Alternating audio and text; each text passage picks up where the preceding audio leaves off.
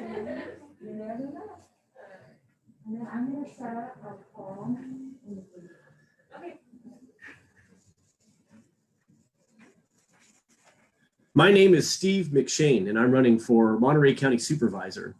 You see, I'm a city councilman in Salinas, and I wanted to take an opportunity via Facebook Live to really drive home the importance that experience counts when it comes to local elected office.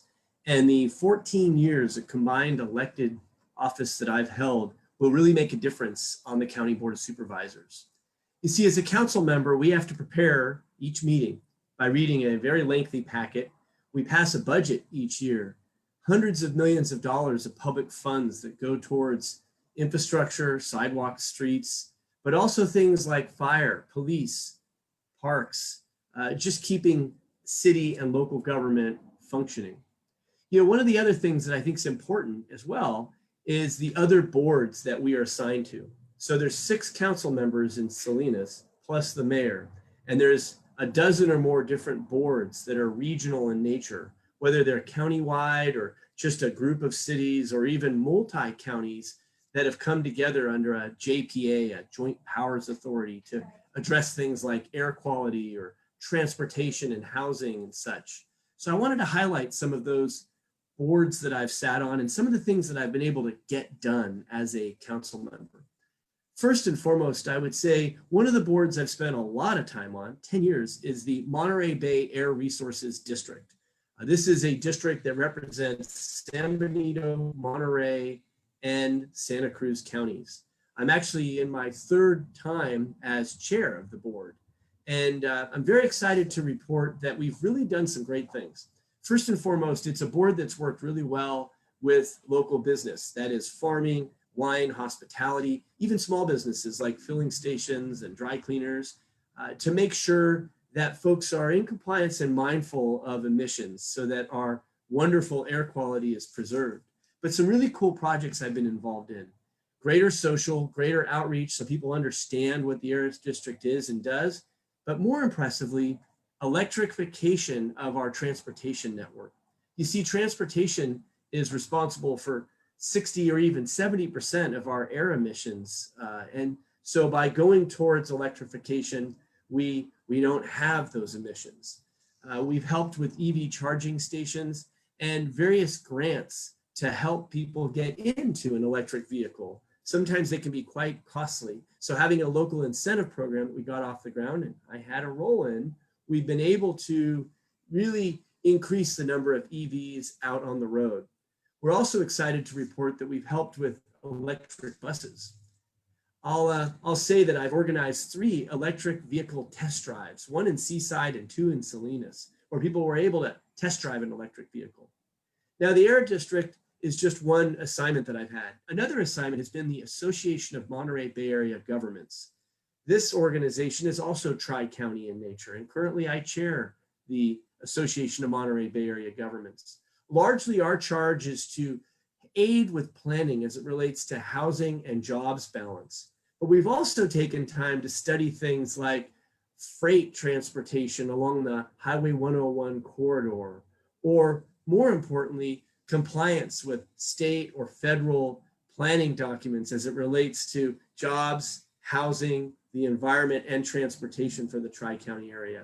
I know it doesn't sound really super sexy or anything like that, but somebody needs to be there. And I can't tell you how much I love it and how much I feel like I've made a real impact on representing small business, representing an important balance to keep where we live beautiful, but to be able to also aid in higher incomes and jobs that can allow people to really afford to live along the Central Coast. I also sit on the California Vanpool Authority. This is a 14-county JPA. What we do is we provide carpooling vans to industry, to people. We saved 9 million road miles in 2019. So these are van pools that go to Silicon Valley or to various large employers. A big impact is actually through our farming industries. So when you see white vans with cow vans on the side, those are vans that are helping carpool people out to the fields or to their places of employment. again, sparing the air. I'm also very excited about an agency called Monterey Bay Community Power.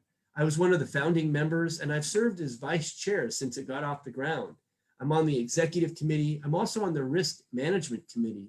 There's a bunch of other committees. I won't bother you with it, but bottom line is we are providing clean, green, and carbon-free energy to the Central Coast. In fact, it's grown to 5 counties now with more than 30 cities involved, where we're pricing our energy below PG&E. In fact, in the coming year, we're setting a 5 or maybe even a 7% rebate to customers that are part of what is now known as Central Coast Clean Energy. Very, very exciting. Another board that I'm involved in is Community Human Services. This is a JPA that focuses on, well, various social services, but 3 in particular: homelessness, addiction, and mental health. We actually have aided with runaway youth in Monterey and on the peninsula, opening up Safe Place in Monterey, but the same with street outreach for runaway youth and homeless youth on the streets of Salinas. I'm very proud that we've teamed with a Gathering for Women to open up a shelter off of Olympia and Seaside. Very, very exciting project. This is an important JPA that's providing tons of services to the community. One other board that I sit on is the Salinas Valley Groundwater Sustainability Agency. This is a state mandated organization that's been around a few years. I started out as an alternate and am now a voting member. What we do is we plan for and protect the long-term viability of a safe, clean, and viable, really, water source for people, the environment, and for industry as well. You can see that there's just tons when it comes to the role of a council member that I think makes a difference when it comes to experience for a local elected position like county supervisor. You see, going about running for county supervisor wasn't just a decision on a whim. It was really mirroring my passion and my experience with what I think the region needs. And that's an important balance between jobs, housing, the environment. We've got tremendous homelessness issues.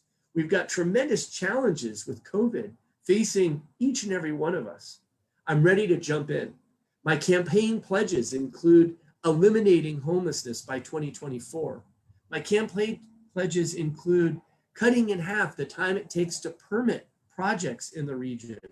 It shouldn't be so hard to install a water heater or re-roof your house or even build an accessory dwelling unit. You know, a few things that I want to share that are important positions in the region.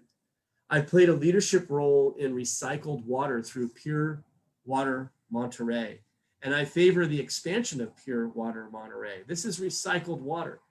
I don't favor the Cal-Am desal. I certainly don't favor any new roads construction through Fort Ord. And I want to share with people that it's going to be my policy to aid and grow affordable and more housing alongside a more diverse economy that benefits city centers. We've got a lot of opportunities here in Monterey County, tons, and problems that are not unsolvable. I'm ready to bring a fresh approach with a brand new perspective that, well, the Monterey Peninsula, the Salinas Valley's never seen.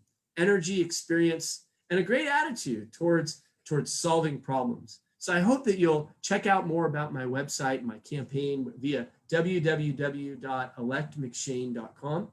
I welcome your comments. I appreciate you watching and hearing a little bit more about this election for county supervisor. We're 52 or 53 days away. And with your help and your support, we can get there. So thanks so much for watching. Very, very excited, and thank you.